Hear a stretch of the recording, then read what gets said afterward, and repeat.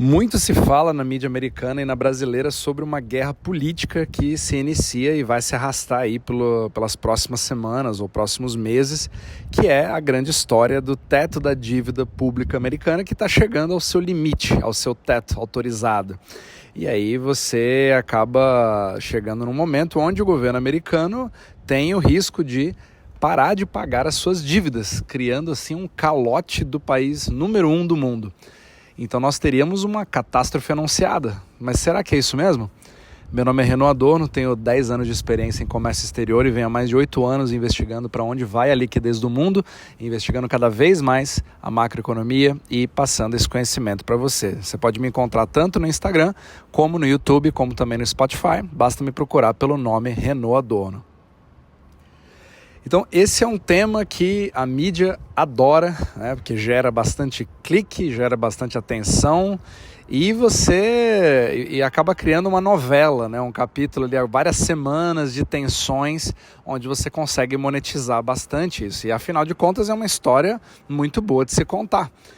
Afinal de contas, o governo americano, ele depende ali da sua renda, do imposto de renda, né, e que 2022 somaram aí 2,63 trilhões de dólares, mais a aposentadoria, que deu 1,5 trilhões, mais os impostos corporativos, com 420 milhões, e outros tipos de receitas, somando 360 milhões.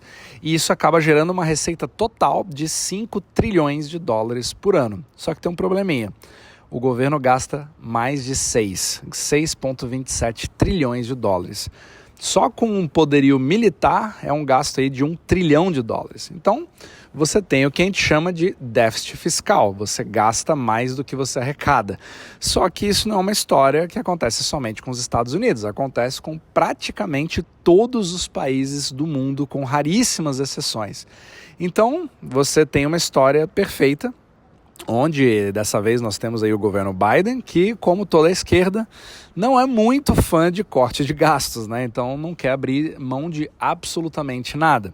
Só que dessa vez nós temos um grande oponente que está ali na casa, né, no Congresso, que é uma casa agora de maioria republicana. E obviamente que ela não vai facilitar nada a vida dele, né, de forma alguma. Então você tem um impasse que vai se desenhando e a partir do momento que você não tem nenhum tipo de decisão, isso acarreta no que a gente chama de shutdown, ou seja, o governo pararia de funcionar e pararia de ter ali o cash flow para pagar os seus servidores, porque não consegue mais disponibilizar isso baseado nas suas dívidas, ou seja, ele não consegue mais rolar as suas dívidas para manter essa máquina rodando.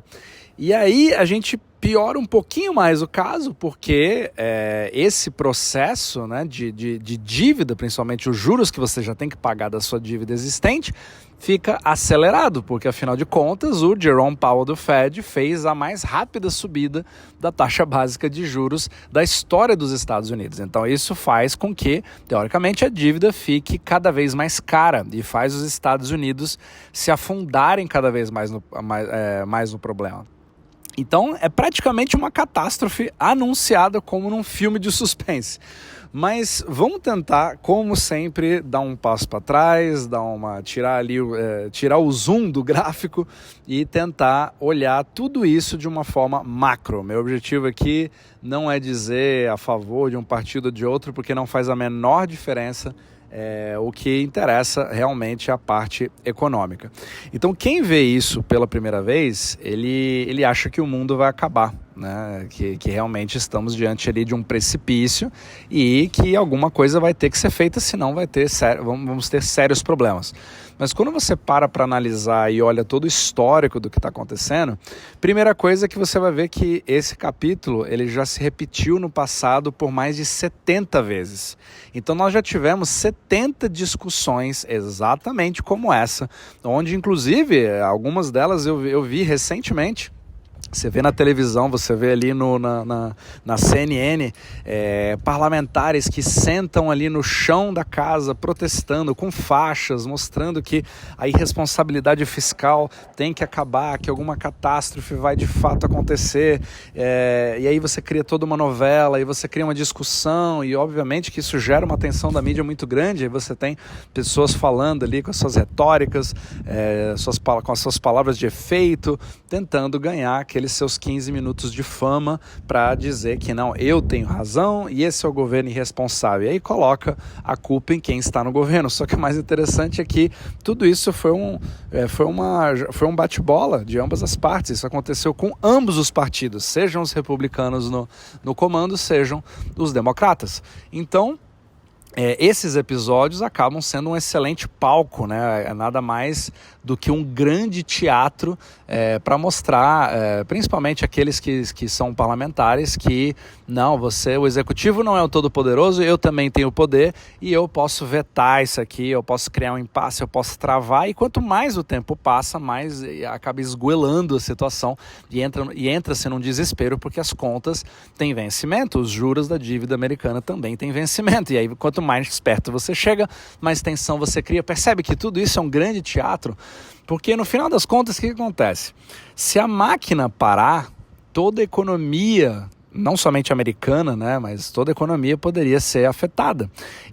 Mas a grande questão é que a maioria das pessoas não para exatamente para pensar como seria a dinâmica de tudo isso, né? Então, o que hoje eu quero conversar nesse capítulo é dar duas perspectivas, que talvez não sejam muito faladas por aí, né? Apesar de que isso já foi está sendo noticiado com bastante até exaustão, mas eu quero dar duas perspectivas sobre toda essa questão do teto da dívida de uma forma macro. E por que essa discussão de você negociar e subir o teto da dívida, porque é necessário para manter tudo rodando, não faz nenhum sentido, principalmente quando você olha para a ótica macro e a do euro-dólar. Então, obviamente, como eu disse, eu não vou entrar no âmbito político, né? Porque as pessoas eleitas ficam ali somente por 4 anos e não têm qualquer responsabilidade sobre as contas. Elas sempre vão poder alegar que elas fizeram tudo o que elas puderam, porque, afinal de contas, a culpa não é minha, eu encontrei a casa bagunçada. E mesmo que exista ali um controle fiscal para se criar um superávit, digamos assim, tentar virar o jogo, sempre existe o fator humano que vai estar na jogada, e no longo prazo isso acaba saindo da rota. É o que a história mostra a cada mandato em todos os países. Mas muito maior do que isso, a parte mais importante que eu quero te passar é que, por definição, nós estamos num sistema que hoje é tão interdependente e tão sem volta, que faz com que essa discussão seja completamente inútil pelos 2 pontos que eu vou passar a seguir. Então, o primeiro ponto a gente tem que sempre voltar para o nosso sistema euro-dólar e o Ripple, né? Porque a gente sabe que no sistema euro-dólar, principalmente depois daquele dia fatídico de 9 de agosto de 2007, que todo o sistema, que antes operava sem nenhum tipo de problema, todos os bancos confiavam nos outros, não existia aquela questão do colateral, e você emprestava de forma desenfreada, tudo isso acabou mudando completamente quando as pessoas viram que ali realmente existia um risco que os algoritmos não estavam falando, e que esse risco de fato existia, e aí começou a se ter prejuízo de balanços. Então tudo isso acabou mudando completamente para um mercado que foi para 180 graus, foi uma desconfiança permanente, onde somente as operações colateralizadas, que seriam até então consideradas pelo mercado Ripple como, entre aspas, sem risco, deveriam ser feitas a partir de agora. E aí, quando você fala de colateral, quando você fala de mercados sem risco, o que você está falando que é o colateral? Certo? Qual que é o melhor colateral, mais líquido, mais seguro de todos para se fazer uma operação de Ripple? São os famosos T-bills, os títulos da dívida pública americana, que são justamente o nosso protagonista em toda essa história da dívida, porque ela é considerada de risco zero. Então ela tem a liquidez, na verdade o título não importa, né? O que importa é a sua liquidez. Se eu te emprestar um dinheiro, pegar o seu colateral, que é o seu T-bill, e você não me pagar, eu tenho que ter a tranquilidade de que, se eu vender esse T-bill, eu posso liquidá-lo e imediatamente colocar isso para o mercado e eu vou receber o meu dinheiro de volta, certo? Então você tem uma tranquilidade de um rating AAA que vai me dar essa liquidez, ou seja, todo mundo aceita T-bills, é o pristine collateral, digamos assim, certo? Então, vamos pensar agora nessa situação. E se por acaso a gente tivesse uma situação que agora a gente vai para as últimas consequências, você tem aquela briga política gigantesca e na verdade nenhuma parte quer ceder, a coisa vai até as últimas consequências. Você cria um impasse político e digamos que isso trave o governo por meses, certo? Aí haveria necessidade de um pedido, como se fosse um pedido de falência governamental, a gente chama de default, né? Os Estados Unidos agora vão dar o calote e vão falar, olha, a partir de agora eu não tenho mais como honrar as minhas dívidas porque eu não posso mais legalmente me endividar e expandir o teto da dívida. Então, nesse momento, esse possível default do governo americano causaria uma ruptura na espinha dorsal do Ripple, ou seja, você está destruindo imediatamente o valor de todos os colaterais usados no mundo. E qual seria o efeito disso? Aí realmente seria a bomba atômica, seria o destruidor de toda a economia mundial e acho que não existe ninguém no mundo que saiba descrever o que de fato poderia acontecer, mas seria praticamente o fim de toda a macroeconomia do mundo como ela funcionaria hoje. Por quê? Porque todos os países do mundo dependem disso e a população desses países nem sabem, certo? Então, toda a sua vida, a vida da sua família, a sua vida, não interessa se você está no Brasil, se você está na Nova Zelândia, na Austrália, no Japão, no Egito, todo mundo depende da solidez de T-bills, porque sem isso você não tem mais o sistema euro-dólar rolando, sem isso rolando você não tem mais liquidez, você não tem mais comércio, você tem uma quebra total do sistema e aí são calotes e vendas disparadas e aí você teria realmente um efeito cascata que deixaria 2008 no chinelo, né? Então seria uma quebradeira inestimável no nível cataclísmico que eu não conseguiria nem dizer. Só que o mais interessante é que mesmo que esses políticos não entendam muito bem o que eles estão fazendo, usam esse jogo e tal, eles nem pensam muito nessa parte, eles sabem que esse impasse seria muito mais maléfico para ambos os partidos do que eles simplesmente chegarem a um acordo, né? E você empurrar de novo pela 79ª vez, sei lá quantas, o teto da dívida com a barriga. E isso acaba fazendo com que, no final das contas, seja o mesmo resultado. O grande objetivo aqui é trazer uma atenção midiática.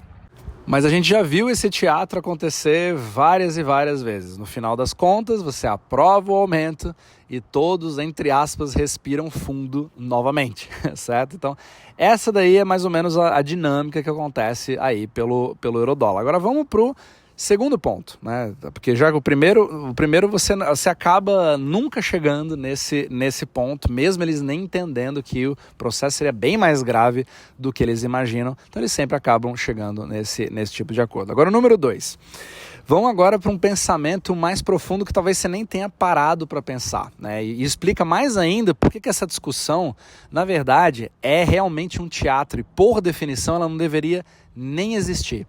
É porque, na verdade, todo o sistema financeiro mundial, na forma que ele funciona hoje, por definição, é construído sobre dívida. O que faz com que o teto da dívida, esse termo teto da dívida, na verdade seja um completo paradoxo. Ele não faz o menor sentido. A gente nem deveria estar discutindo esse sistema e nem deveria existir um teto para essa dívida. Talvez você esteja me chamando de louco, falando, poxa, mas ele vai se endividar ad eterno? A minha resposta é mais ou menos que sim. E eu vou fazer uma sequência lógica para você entender o porquê que isso é quase que necessário que aconteça. Então vamos lá. O primeiro passo. Todo governo ele gasta mais do que ele arrecada, certo? Isso é um fato, uma realidade humana. Então, o governo ele vai emitir bonds para captar financiamento para os seus gastos. ok? Então, nada mais, nada menos do que uma promissória. Você me empresta dinheiro aqui, compro o meu bond, eu te devolvo isso com juros. Então, quando você emite um bond, existem juros que são devidos nesse bond, é o preço deles. Então, não somente neles, mas em todos os empréstimos, na verdade, existem juros que são cobrados em cima dos empréstimos. Então, isso não é somente em cima do bond, mas é também em cima de todos os empréstimos criados por todos os bancos do mundo. Afinal de contas, a gente já estudou de forma extensiva que a expansão de balanços bancários se dá via crédito, ok? Então, se eu tenho uma expansão de balanço via crédito, você concorda que se eu emprestei, existem juros devidos sobre esses novos dólares que surgiram. E se você parar para pensar, todo esse sistema surgiu baseado no crédito, o que significa que existem juros devidos em todos os dólares que existem na economia. Então, vou repetir para você. Todos os dólares que existem na economia têm um juro sobre ele, porque dinheiro, na verdade, é dívida. Então, deixa eu te dar um exemplo bastante extremo e simplificado, claro que não corresponde à realidade de forma alguma, mas só para facilitar o entendimento. Imagina que você pega o primeiro dólar que existe na economia, no planeta, emprestado, certo? E esse é o único dólar que existe em toda a economia. Só que você promete pagar esse dólar de volta e mais $1 de juro, ok? Aí fica a pergunta, eu agora tenho $1 e $1 eu devo para pagar o juro sobre esse dólar que eu peguei emprestado. Então a pergunta fica, se só existe esse dólar, de onde que você vai tirar o segundo dólar para pagar esse juro que você está devendo sobre o primeiro dólar que você pegou? A única resposta é que você precisa pegar esse segundo dólar emprestado para poder pagar aquela dívida. Só que o que acontece? O segundo dólar que você pega emprestado também vem com mais $1 de juros. Então você acaba de criar uma economia onde existem $2, mas existem $4 de juros a serem pagos sobre essa dívida contraída. Consegue entender o processo? Então você acaba tendo um resultado, é que num sistema como esse, não existe moeda suficiente para você pagar a dívida e sempre vai existir mais dívida no sistema do que moeda para pagar essa dívida. Consegue entender? Porque todos os dólares em existência são devidos a alguém e essa dívida tem o principal mais o juro, que não existe. Então você precisa pegar mais dinheiro emprestado, que vai gerar mais juros para pagar os juros da dívida anterior. Então você percebe que todo o sistema mundial monetário ele depende de uma constante expansão de balanços para sobreviver, mesmo que essa velocidade varie ao longo do tempo, né? Então, você sabe que quando a gente volta ali naquele pensamento de todos os capítulos anteriores, quando a gente fala sobre o sistema euro-dólar, e você percebe que mesmo que a gente tenha ali uma contração do crédito, a gente fala muito da falta de liquidez no mundo, que faltam dólares para todas as pessoas, está com uma falta de elasticidade, criando várias tensões, mas isso não significa que está retraindo, você tem uma contração que é muito menor do que você teria normalmente, baseado nessa desconfiança dos bancos, um dos outros, etc. Só que não significa que você está retraindo, significa que esse crescimento continua acontecendo numa velocidade menor, mas, mais importante ainda, as dívidas existentes têm juros que estão correndo e elas vão ter que ser pagas sobre essa dívida existente. Ou seja, mesmo que você tenha uma pequena expansão de balanço, essa situação ainda obriga a sempre haver algum tipo de elasticidade necessária, porque você precisa buscar aqueles dólares para que aquelas dívidas existentes sejam pagas. Então você precisa forçar a ter mais empréstimos para que isso continue rodando, ou seja, você vai precisar pegar mais dólares emprestados e para isso, como todo mundo está desconfiado um do outro, nós precisamos usar a maior ferramenta que nós temos hoje para buscar dinheiro no mercado. Então nós precisamos de Ripple, nós precisamos de colateral, para que os outros bancos se sintam seguros a nos emprestarem esse dinheiro que eu preciso para pagar as minhas dívidas. E para isso nós precisamos comprar o quê? T-bills, que são justamente a dívida americana. Então você percebe como tudo está interligado? Agora, o que é mais louco ainda, que eu acho que eu vou fritar a sua cabeça aqui, é que a gente está falando vou falar aqui de um paradoxo maior ainda. Porque todo mundo tem aquele relógio, aquela bomba relógio americana, porque a gente já passou ali de índices nunca antes vistos na história, de 31 trilhões de dólares americanos da dívida pública americana, ou seja, uma bomba que vai explodir e não tem mais o que fazer, e isso é questão de tempo para que tudo imploda, certo? Eu até posso concordar, não sei o que vai acontecer no futuro. Só que, mesmo os Estados Unidos tendo uma dívida astronômica, que a gente vê nessa bomba relógio, né, no impostômetro, todas aquelas coisas que a gente vê, ela dá a impressão de ser infinita, só que ela é escassa ao mesmo tempo. Olha que loucura. Então você tem algo que cresce de forma exponencial e ao mesmo tempo é muito pouco e não tem o suficiente para a demanda. Porque caso contrário, por que isso acontece? Porque a gente não sabe exatamente o motivo, só que a gente sabe dos efeitos. Porque caso contrário, se não fosse assim, se não tivesse uma escassez, mesmo você tendo ali uma quantidade cada vez maior da dívida sendo emitida, não existiria toda aquela briga que eu falo em vários capítulos, aquela briga enorme por esses títulos. Você não tem título para todo mundo, então existe uma briga pelo pristine collateral, porque os bancos não conseguem ter o suficiente desses títulos para serem usados em colateral. Então o que eles são obrigados a fazer? Quando você não tem o suficiente, você é obrigado a pegar emprestado com outros bancos, os primary dealers, ou pior, você vai usar ele de fator multiplicador de colateral, pegando o mesmo colateral e emprestando em mais de uma operação, aumentando todo o risco do Ripple. Olha que loucura! A gente já falou sobre isso várias vezes, você poder usar o mesmo colateral porque você está pegando emprestado por alguém, porque às vezes eu sou aquele banco argentino, eu sou um banco americano que eu estou com falta de T-bills, eu estou eu estou com vários problemas, eu tenho contas para pagar, tenho que pegar dinheiro emprestado, mas não tenho colateral suficiente. Aí eu fico travado, e aí eu vou pagar um spread maior, que é o haircut maior, para um banco terceiro, primary dealer, que esse sim tem, ou talvez nem tenha acesso àquele T-bill e vai pegar emprestado de outro, e aí você tem 3 partes envolvendo um colateral, e talvez esse colateral já tenha sido emprestado 3 ou 4 vezes já. Então essa que é realmente a bomba que mostra que mesmo que o governo continue imprimindo mais bonds, fazendo mais dívidas, querendo se endividar mais, essa dívida vá para 40 trilhões, 50 trilhões, sempre parece que a sede do mercado eurodólar continua sendo maior, o que cria um paradoxo completo, certo? Então, percebe aí que a gente tem um sistema, digamos assim, um sistema paradoxal de loop infinito.